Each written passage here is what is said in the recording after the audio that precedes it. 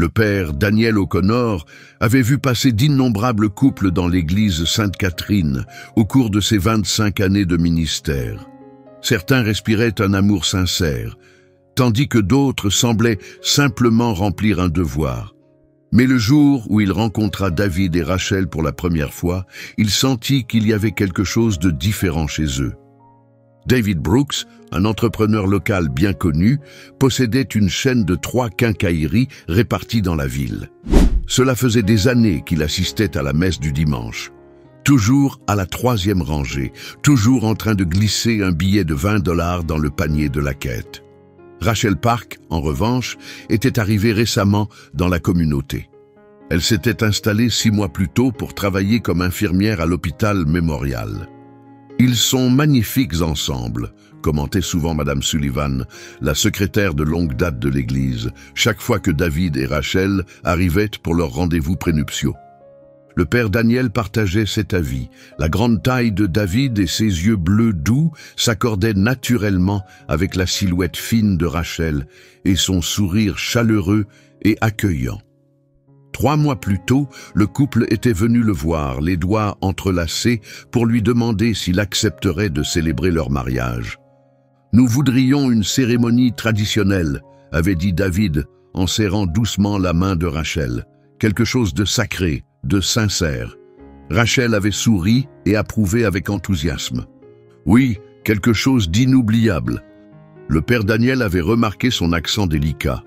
Elle lui avait un jour confié qu'elle avait grandi dans un petit village près de Shanghai et qu'elle avait déménagé aux États-Unis 10 ans plus tôt pour ses études en soins infirmiers.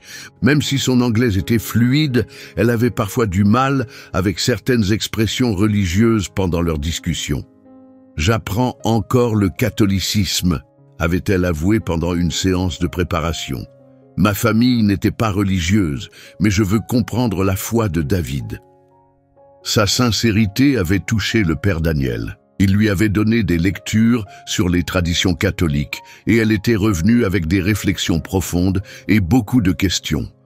Le visage de David s'illuminait de fierté chaque fois qu'elle montrait tout ce qu'elle avait appris. À l'approche du grand jour, l'effervescence grandissait à Sainte-Catherine. Les membres du groupe des femmes décoraient l'autel avec des roses blanches et des lys frais. La chorale répétait les chants du mariage. Madame Sullivan finalisait les programmes imprimés, mentionnant tous les participants, le frère de David comme témoin, la cousine de Rachel comme demoiselle d'honneur et 4 amis proches en tant que demoiselles et garçons d'honneur. Tout se met en place à merveille, leur dit le père Daniel lors de leur dernière rencontre, 1 semaine avant le mariage. Mais ce même soir, quelque chose d'inhabituel se produisit. Alors que le père Daniel fermait l'église pour la nuit, il remarqua une silhouette immobile dans l'ombre près de la statue de la Vierge Marie. Il pensa d'abord que Rachel était peut-être revenue chercher quelque chose qu'elle avait oublié. Mais en s'approchant, il se rendit compte qu'il s'agissait d'une femme d'une 50aine d'années. Ce n'était pas Rachel. « Puis-je vous aider ?» demanda doucement le père Daniel. La femme sursauta légèrement. « Désolé, mon père. »« Je suis juste venue prier, » répondit-elle d'une voix qui portait le même accent que Rachel.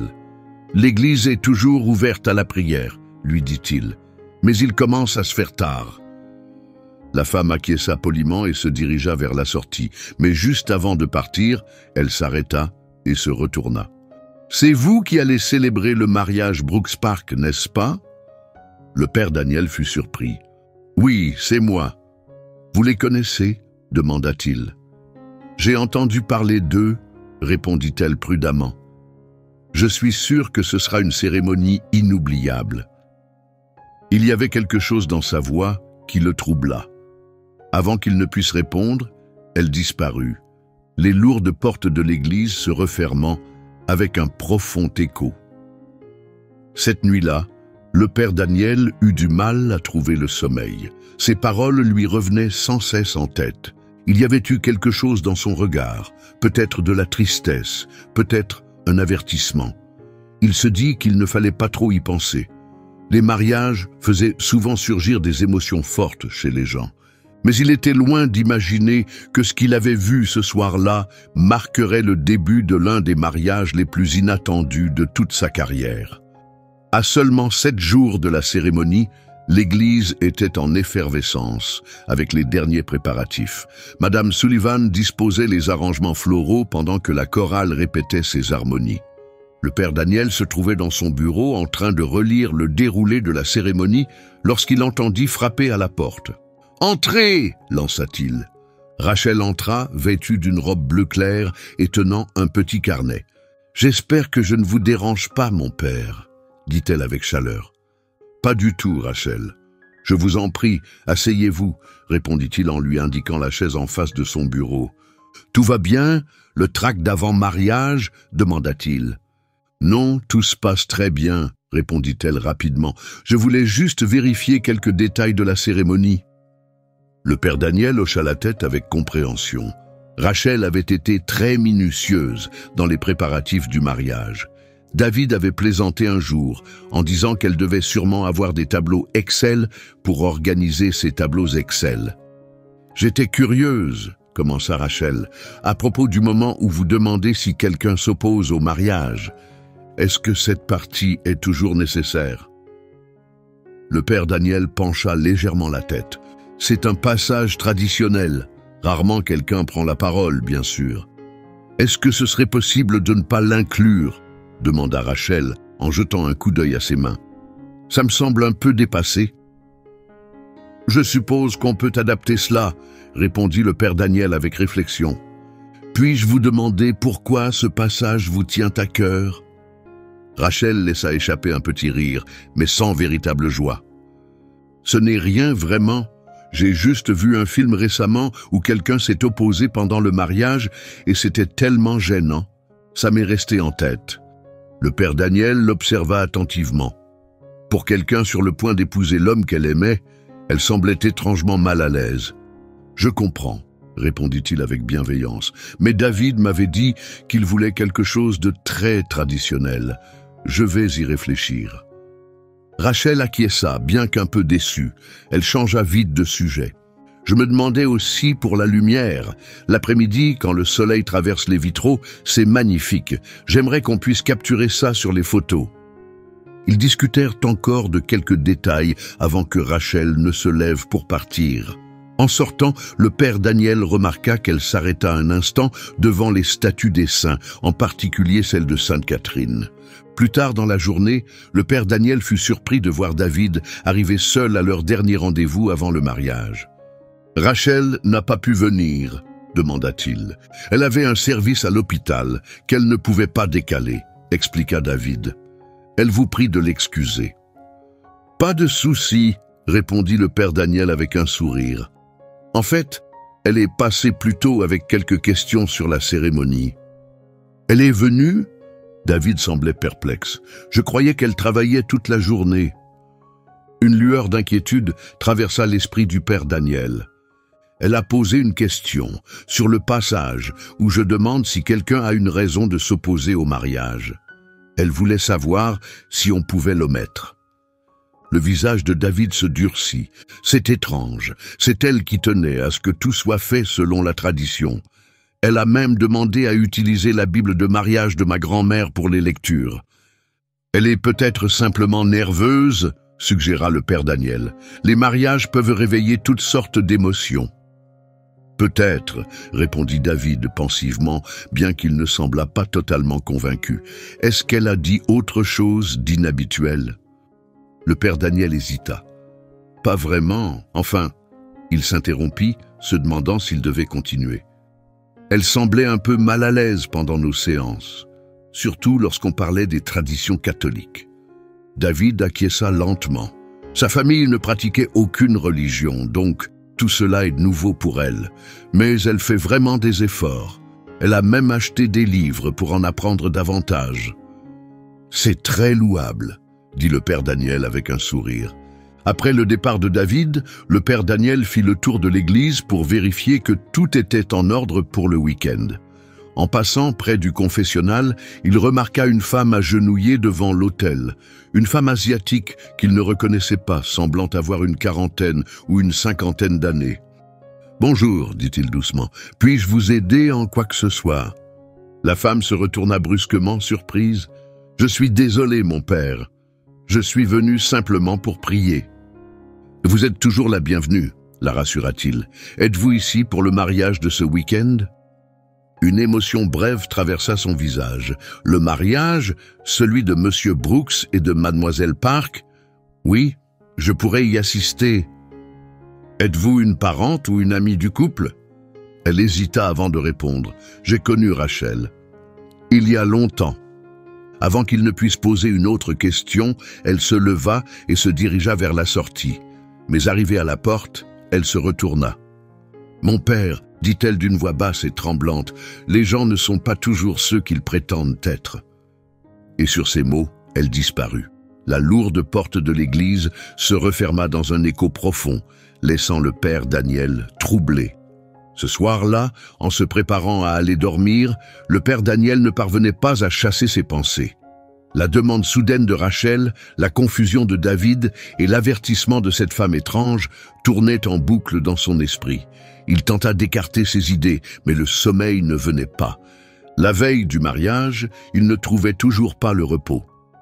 L'église était fin prête, décorée de fleurs blanches, de rubans de satin, et l'organiste avait répété la marche nuptiale à plusieurs reprises. Tout semblait parfait en apparence, mais quelque chose ne tournait pas rond.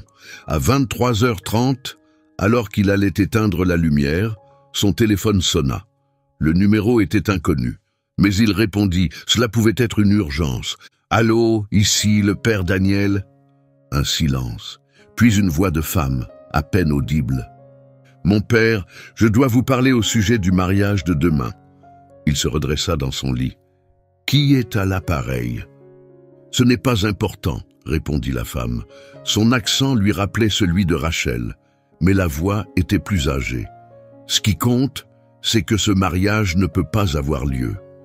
Je suis désolé, mais je ne peux pas discuter de mes paroissiens avec une inconnue, » dit-il d'un ton ferme.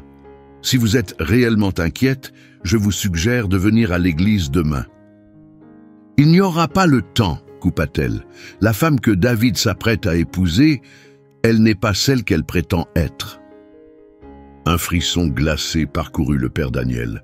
Il repensa à la visiteuse mystérieuse du début de semaine. « De quoi parlez-vous » ? Son nom n'est pas Rachel Park. La vraie Rachel Park est morte dans un accident de voiture en Californie, il y a 2 ans. La main du père Daniel se crispa sur le téléphone. « C'est une accusation grave. Avez-vous des preuves ?»« Regardez son poignet gauche, » murmura la femme. La vraie Rachel avait un petit tatouage de papillon à cet endroit. Cette femme le cache avec du maquillage et des bracelets. « Et comment savez-vous tout cela ?» demanda le père Daniel, la voix tendue. « Parce que je connaissais la vraie Rachel, » répondit la femme. « La personne que David va épouser s'appelle Emily Way. Elle était la colocataire de Rachel à l'école d'infirmière. Quand Rachel est morte dans un accident de voiture, Emily a pris ses papiers et a usurpé son identité. Depuis, elle vit la vie de Rachel. » Les pensées du père Daniel tourbillonnaient. Il se rappela que Rachel portait toujours des bracelets, même en tenue décontractée. Et maintenant qu'il y pensait, elle évitait souvent les discussions sur ses années d'université, surtout quand David abordait le sujet. Mais pourquoi? Quel aurait été son but? La femme au téléphone soupira. La famille de David a de l'argent. Ses quincailleries ne sont qu'une partie de son patrimoine. Son oncle lui a laissé des terrains, des biens qui valent des millions. Elle marqua une pause avant de poursuivre. Émilie ne voulait pas retourner à la vie qu'elle avait en Chine. Elle a toujours rêvé de quelque chose de plus grand.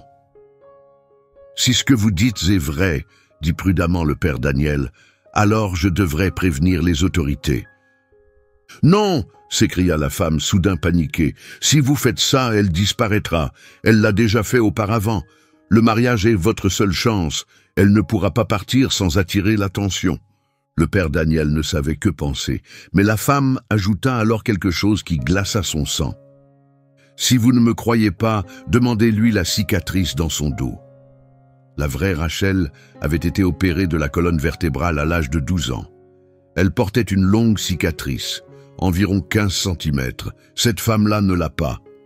Et là, tout lui revint. Juste la semaine dernière, lors de la répétition du mariage, Rachel portait une robe dos nu. David lui avait effleuré le dos avec tendresse. Le père Daniel se souvenait très bien avoir vu sa peau, lisse et sans aucune marque, aucune cicatrice.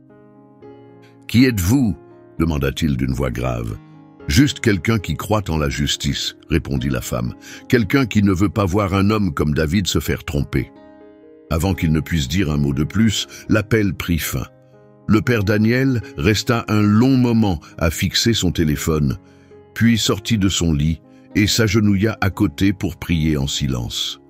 La femme disait-elle la vérité, ou s'agissait-il d'un plan jaloux pour saboter le mariage? Il repensa à Rachel, à la manière dont elle évitait certaines questions, à ses histoires floues, à cette façon qu'elle avait parfois de regarder autour d'elle comme si elle craignait d'être suivie. Pour la première fois de son ministère, le père Daniel se demanda s'il devait refuser de célébrer une union. Mais il ne pouvait pas se fier uniquement à la voix d'une inconnue, il lui fallait quelque chose de concret. Alors que les premières lueurs de l'aube coloraient le ciel, le père Daniel prit sa décision. Il n'appellerait pas la police, pas encore. Il ne mettrait pas David en alerte non plus, mais il observerait Rachel attentivement. Au bon moment, il chercherait ce tatouage de papillon sur son poignet. D'une manière ou d'une autre, la cérémonie d'aujourd'hui ne passerait pas inaperçue. Le matin du mariage arriva, baigné de lumière et de douceur. À midi, l'église Sainte-Catherine s'animait de mouvements. De petites filles répétaient à faire tomber des pétales de rose dans l'allée. Le témoin n'arrêtait pas de glisser la main dans la poche intérieure de sa veste pour vérifier les alliances. Dans une petite pièce attenante à l'église, David se tenait devant un miroir, ajustant sa cravate. Le père Daniel frappa doucement à la porte. « Je peux entrer ?» « Bien sûr, mon père, » répondit David en se retournant avec un large sourire. « Alors, comment je suis ?»« Très élégant, » dit le père Daniel, bien qu'il ait remarqué le léger tremblement des mains de David. « Nerveux ?»« Un peu, » admit David, « mais je suis aussi très heureux. Je n'arrive toujours pas à croire que je vais épouser Rachel. C'est comme si j'avais gagné à la loterie. » La poitrine du père Daniel se serra. Les paroles de la mystérieuse interlocutrice résonnaient encore dans son esprit. Ce jeune marié plein de joie allait-il épouser une femme vivant dans le mensonge? « David, » commença-t-il doucement, « puis-je te demander comment vous vous êtes rencontrés, toi et Rachel ?» Le visage de David s'illumina. « À l'hôpital, je rendais visite à mon cousin après une opération. Rachel était son infirmière. Elle a été tellement gentille et attentionnée. Je lui ai laissé mon numéro, sur une serviette en papier, tu peux croire ça. » Il rit Ardo. « Je ne pensais pas qu'elle appellerait, mais elle l'a fait. »« Et tu as rencontré sa famille ?» demanda le père Daniel. L'expression de David s'assombrit légèrement. « Non, ses parents sont décédés il y a des années. Son frère vit encore en Chine et n'a pas pu venir au mariage. » Comme c'est pratique, pensa le père Daniel. Aucun proche pour contredire son histoire. « Une dernière question, dit-il d'un ton détaché. Est-ce que Rachel a des marques de naissance, des cicatrices, quelque chose de particulier ?» David le regarda avec étonnement. « C'est une drôle de question, mon père. »« Simple curiosité, » répondit-il légèrement. « Ce sont des choses qui reviennent parfois dans les discours de mariage ou les anecdotes. » « Eh bien, dit David en réfléchissant, elle a un tatouage de papillon au poignet. Elle l'a fait à la fac, sa période rebelle, comme elle dit. » Il sourit. « Pourquoi cette question ?» L'estomac du père Daniel se noua. La femme au téléphone avait parlé d'un tatouage de papillon, celui que portait la vraie Rachel, pas celle qui se faisait passer pour elle. Mais à présent, en écoutant David, il réalisait qu'il avait lui-même vu ce tatouage. La femme s'était-elle trompée ou l'avait-elle délibérément induit en erreur? « Je voulais juste m'assurer que tout va bien, » dit le père Daniel avec un sourire forcé. « La cérémonie va commencer, je vais aller voir comment va la mariée. » À l'autre bout du bâtiment, Rachel se trouvait dans la suite nuptiale, entourée de ses demoiselles d'honneur, toutes en train de discuter et de rire. Lorsque le père Daniel frappa à la porte, elles poussèrent des petits cris et se précipitèrent pour cacher sa robe, plaisantant sur les vieilles superstitions. « Mon père !» le salua Rachel d'une voix chaleureuse. « Tout va bien ?» « Je voulais juste m'assurer que tu as tout ce qu'il te faut, » répondit-il en l'observant attentivement.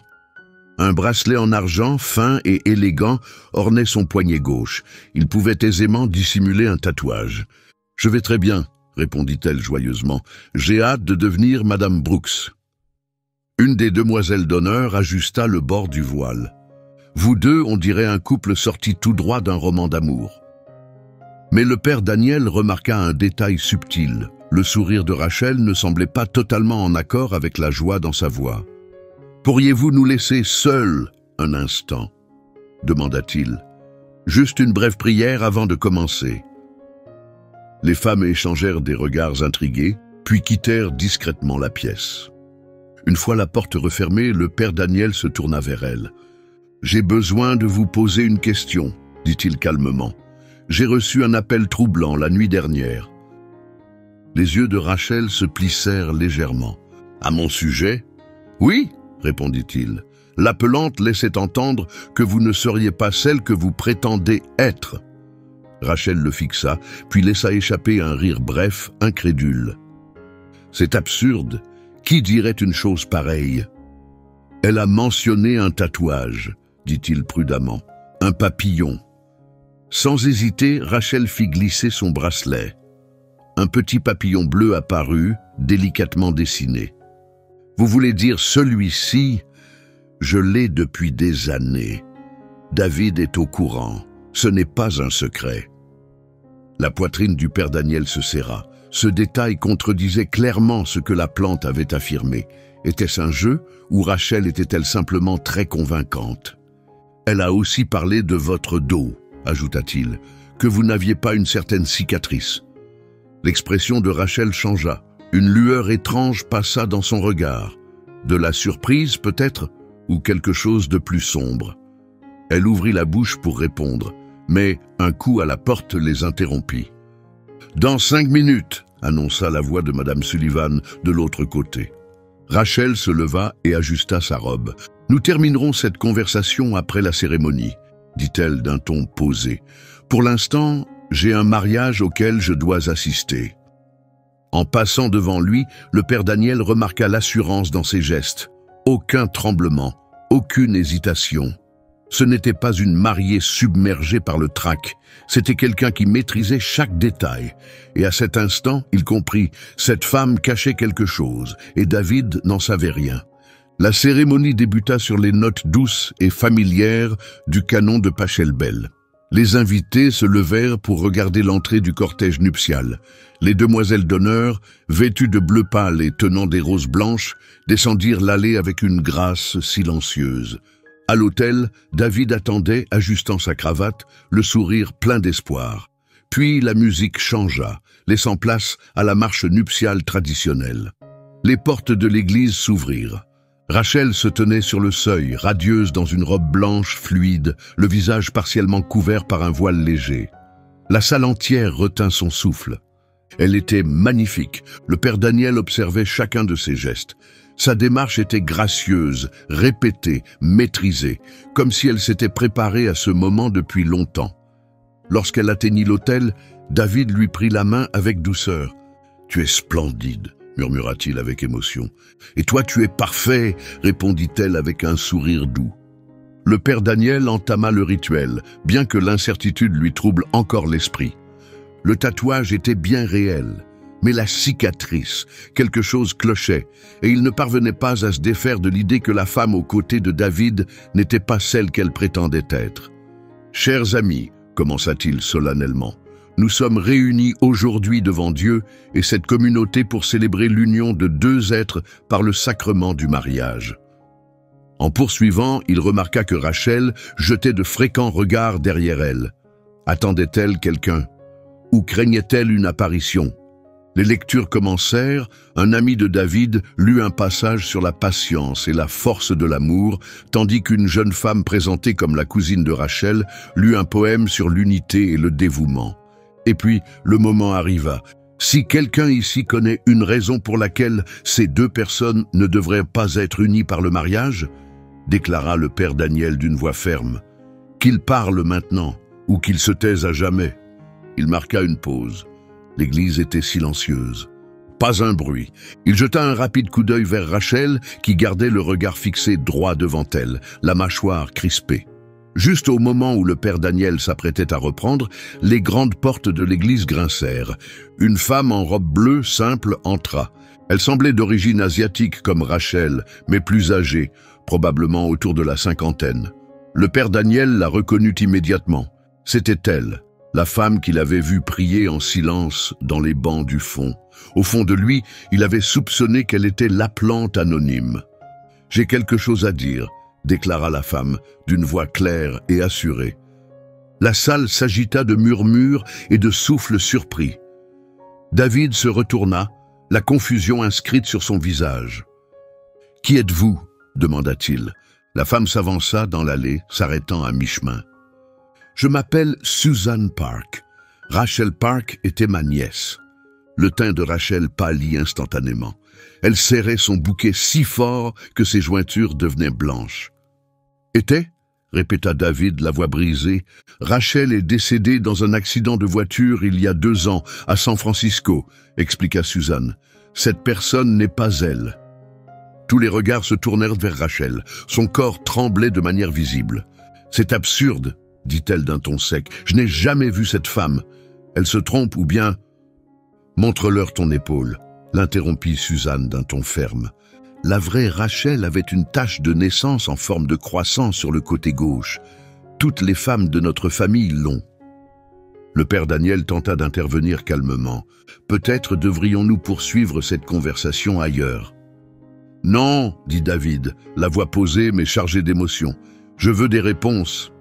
Ici, maintenant. » Il se tourna vers Rachel. « Dis-moi la vérité. Es-tu vraiment celle que tu prétends être ?» Les yeux de Rachel balayèrent l'église, les visages choqués, la posture droite de Suzanne et le regard blessé de David. Pendant quelques secondes, elle sembla réfléchir, comme si elle décidait de quelque chose. Puis, soudainement, elle laissa tomber son bouquet et se retourna pour fuir. Elle avait atteint la moitié de l'allée quand un agent de sécurité de l'église, prévenu à l'avance par Madame Sullivan, lui barra le passage. Elle tenta de le contourner, mais il la saisit par le bras. « Lâchez-moi » cria-t-elle en se débattant.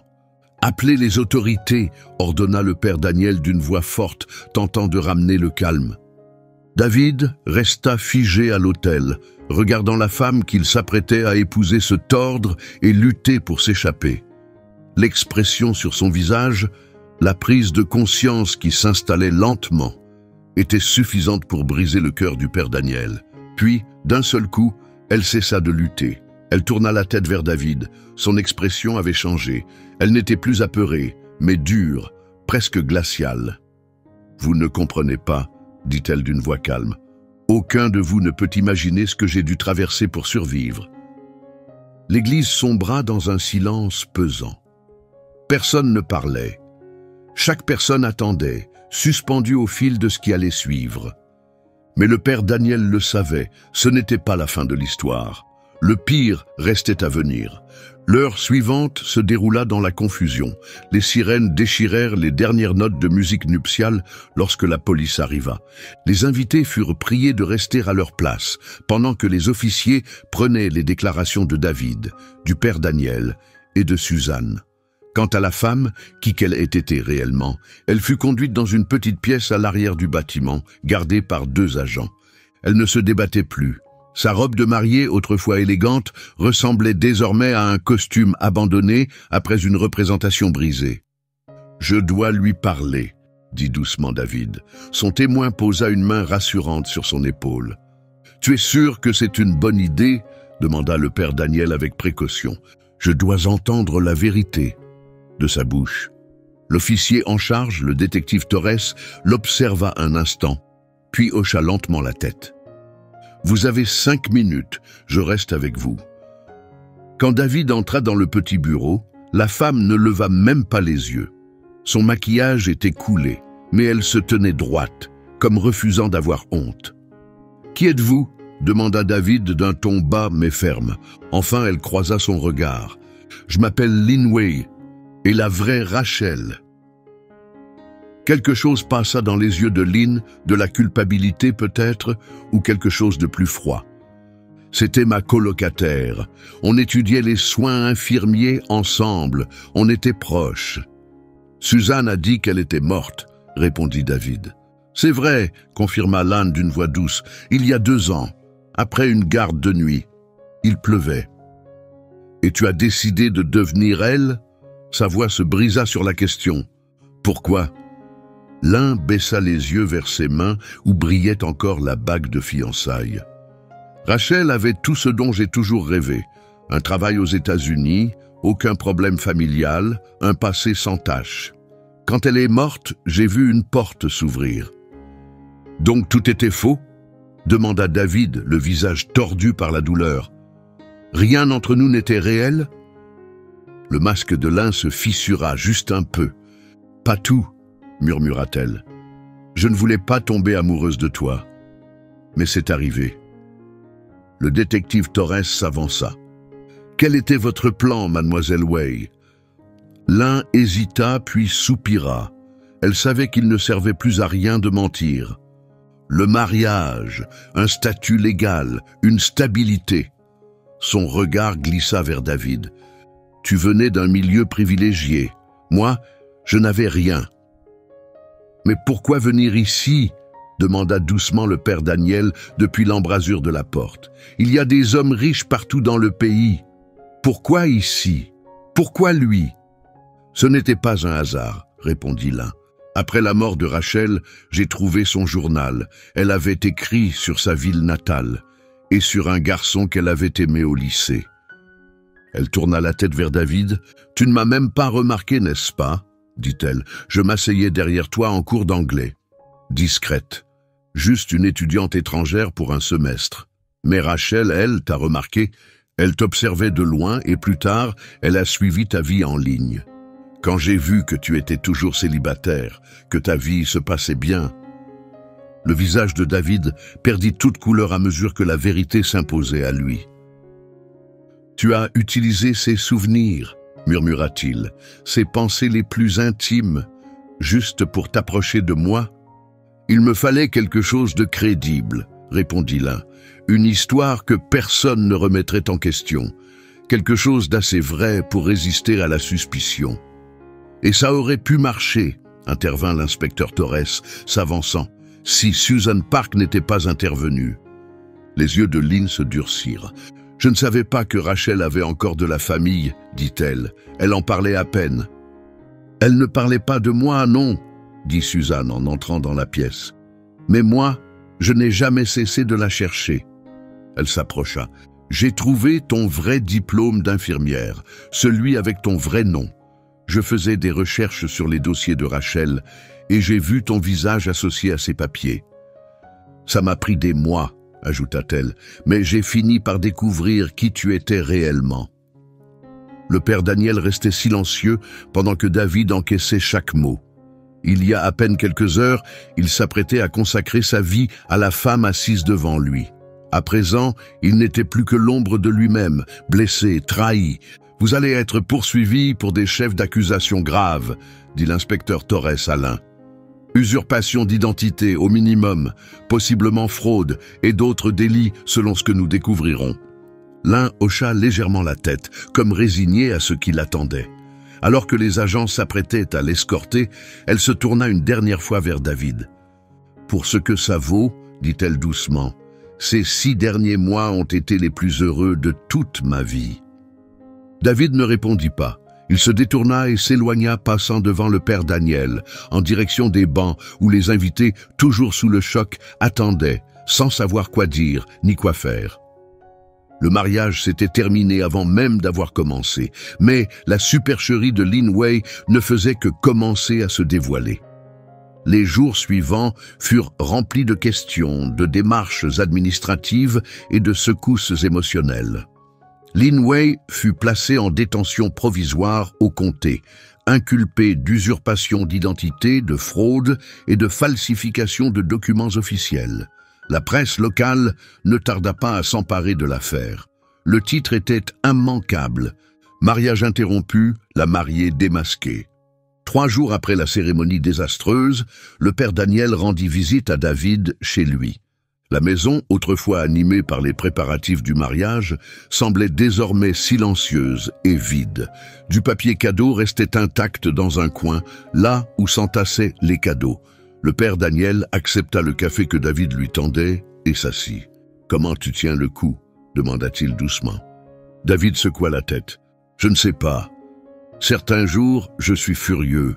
D'autres, je ne ressens plus rien. Je n'arrête pas de me demander comment j'ai pu ne rien voir. » « Elle était très douée pour cacher la vérité, » dit le père Daniel. « Elle a trompé tout le monde, pas seulement toi. » David fixa un point vide devant lui. « Je repense à tout ce qu'elle m'a raconté, des histoires sur son enfance, des détails sur son passé. Rien de tout cela n'était vrai, mais ça semblait vrai. » Il s'interrompit, avala difficilement. « Comment je fais pour faire la paix avec ça ?» Le père Daniel ne lui donna pas de réponse facile.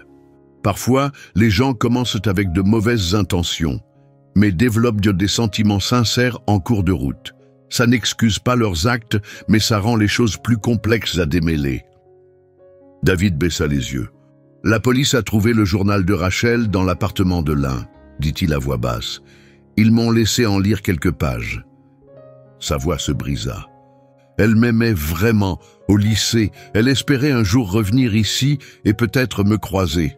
« Je suis vraiment désolé, David, » murmura le père Daniel. « La vraie Rachel est morte, sans jamais savoir que j'aurais pu l'aimer moi aussi, » souffla David, les yeux embués. « Et moi, je suis tombé amoureux de quelqu'un qui lui a volé ses souvenirs, ses sentiments, son identité. » À ce moment-là, un coup frappé à la porte interrompit leur conversation.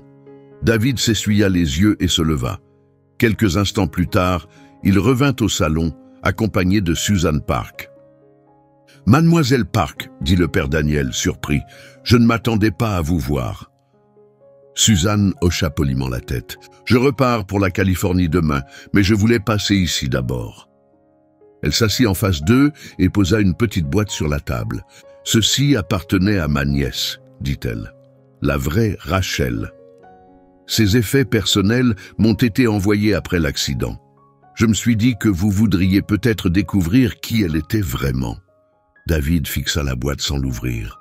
« Je ne sais pas si j'en suis capable, » avoua-t-il. « Ça pourrait vous aider, » répondit Susan avec douceur. « Rachel était gentille, elle était intelligente, compatissante, et elle adorait son travail. Elle mérite d'être honorée pour la personne qu'elle a réellement été, notre Rachel, pas celle qui lui a volé son nom. » Avec des gestes lents, presque respectueux, David ouvrit la petite boîte. À l'intérieur, des fragments d'une autre vie, des photographies, un badge d'infirmière, quelques bijoux simples et un journal en cuir usé. « C'était son dernier journal » expliqua Susan à voix basse, « celui que l'un n'a jamais trouvé. Rachel y parlait de vous. Elle suivait vos publications sur Facebook. Elle se demandait si vous pensiez encore à elle. » David prit une photo, une jeune femme en tenue d'infirmière, souriante et chaleureuse. Elle ressemblait un peu à Lynn, mais il y avait quelque chose de différent dans son regard.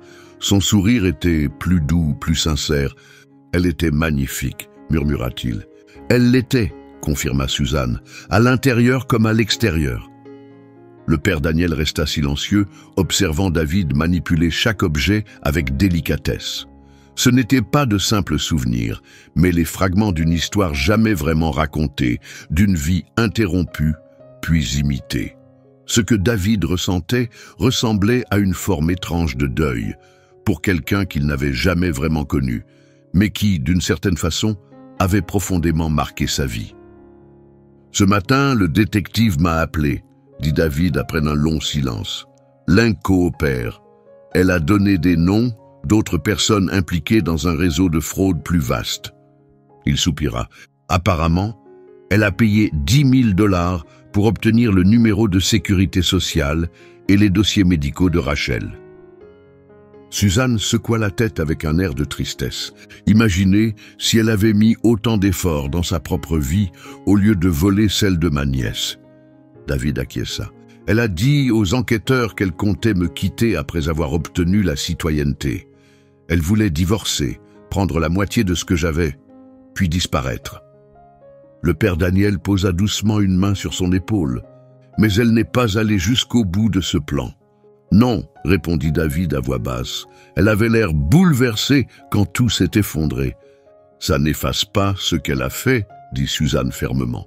Non, ça ne l'efface pas, admit David. Mais je ne peux pas m'empêcher de me demander, est-ce qu'il est possible que quelqu'un commence avec les pires intentions et finisse par ressentir quelque chose de vrai?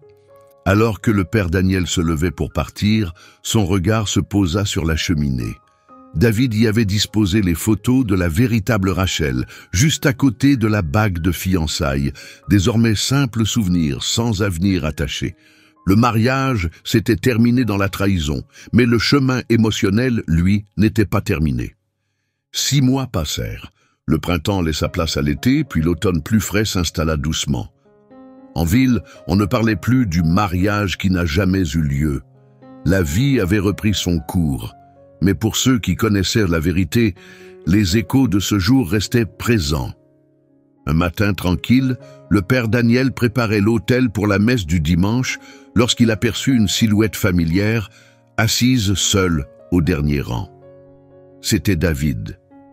Il ne l'avait pas vu à l'église depuis des mois. « David, dit-il en s'approchant pour s'asseoir à côté de lui, ça me fait plaisir de te voir ici. » David acquiesça légèrement. Son visage paraissait plus mince, un peu vieilli, mais aussi plus serein. J'avais besoin de prendre du recul, pour l'esprit, pour tout. C'est tout à fait compréhensible, répondit le père Daniel. Comment tu vas? Mieux en fait, dit David avec un faible sourire. J'ai pris de grandes décisions. J'ai fermé 2 de mes magasins. J'ai vendu un terrain que mon oncle m'avait légué. Le père Daniel sembla surpris. C'est un sacré tournant. J'ai compris que je poursuivais quelque chose, sans savoir quoi. Il marqua une pause. Alors j'ai créé une bourse pour des étudiants en soins infirmiers, au nom de Rachel, la vraie. C'est magnifique, dit le père Daniel touché. Suzanne serait fière. Elle l'est. On se parle encore de temps en temps, ajouta David.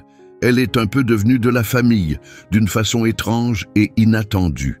On a tous les deux perdu quelqu'un, même si je n'ai jamais vraiment connu Rachel. Ils restèrent silencieux un moment, puis David reprit, plus bas. J'ai vu l'un hier.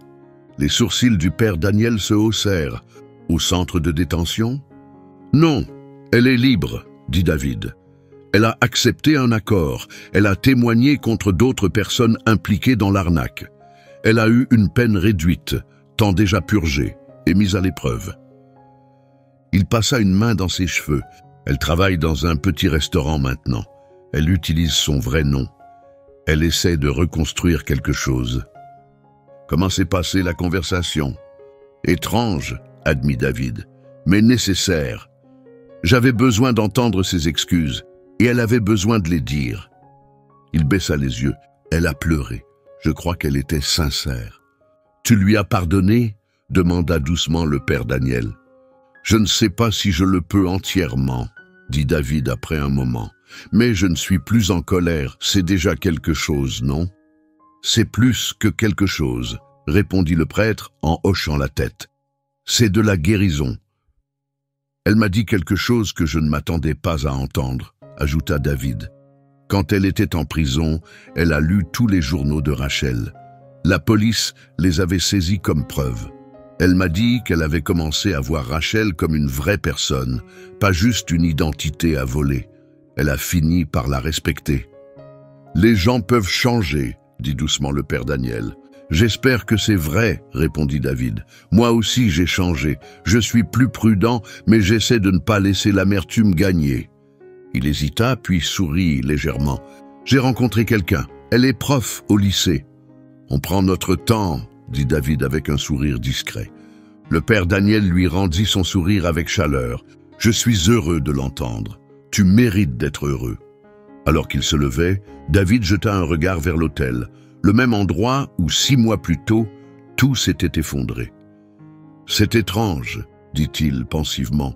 Si tu n'avais pas posé de questions sur ces petits détails, et si Suzanne n'était pas venue ce jour-là, je vivrais aujourd'hui dans le mensonge, mariée à quelqu'un qui n'était pas celle qu'elle prétendait être. Parfois, ce sont les moments les plus douloureux, répondit le père Daniel, qui nous conduisent exactement là où nous devons être. David acquiesça lentement, absorbant ces mots. Le mois prochain, je commence à faire du bénévolat à l'hôpital mémorial, à l'étage où Rachel travaillait. Il esquissa un sourire teinté de tristesse. Ça me semble juste, comme une façon de l'honorer vraiment, elle le mérite. Alors que David sortait dans la lumière de l'après-midi, le père Daniel aperçut une femme debout de l'autre côté de la rue. C'était Lin. Ses cheveux étaient plus courts et elle portait des vêtements simples, un jean, un pull léger. Elle ne chercha pas à attirer l'attention de David. Elle restait là, à l'observer discrètement, alors qu'il rejoignait sa voiture, le visage empreint d'un mélange de tristesse et d'acceptation silencieuse. Quand elle vit le père Daniel tourner les yeux vers elle, elle lui fit un léger signe de tête, un geste de respect, ou peut-être d'adieu, puis elle se détourna et s'éloigna calmement. Le père Daniel se retourna vers l'église et reprit son travail en silence, plongé dans ses pensées. Ce simple moment, cet instinct de suspendre la cérémonie, avait bouleversé le destin de plusieurs vies. Il se surprit à réfléchir à la fragilité de l'identité, à la complexité de la vérité, aux ravages du mensonge et à la puissance de la grâce. Toutes les histoires ne se terminent pas proprement. La vie réelle n'est pas faite de héros parfaits ou de méchants caricaturaux. Mais dans les décombres de ce qui aurait pu être, quelque chose de vrai avait enfin commencé à germer.